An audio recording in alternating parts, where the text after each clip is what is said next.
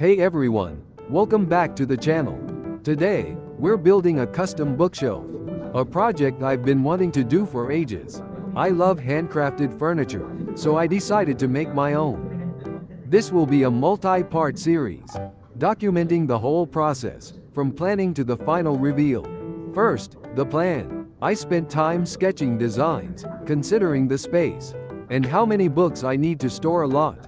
I chose a simple, minimalist design, with clean lines, made of affordable, easy to work with pine, perfect for a beginner. Next, measurements. I measured the wall space meticulously, then calculated bookshelf dimensions, keeping lumber sizes in mind.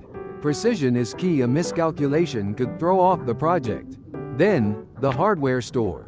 I made a detailed shopping list: lumber, wood screws, wood glue, sandpaper, a wood finish, saw, drill, measuring tape, and safety glasses.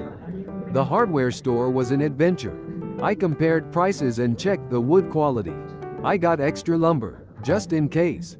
Back home, I cut the lumber to size with a hand saw, which was physically demanding. I then sanded all the pieces for a smooth finish, which is important. Next came assembly. I used wood glue and screws to join the pieces together. I checked for squareness and levelness. Patience is key in woodworking. I had to figure out solutions when things didn't line up. One of the biggest challenges was leveling the shelves. I used a level and clamp while the glue dried. It took time, but I got them aligned. After the glue dried, I filled screw holes with wood filler and sanded everything smooth. Then came the finish. I chose a clear varnish to bring out the wood's grain. I applied a couple of coats, sanding lightly between each one, and the bookshelf started looking amazing.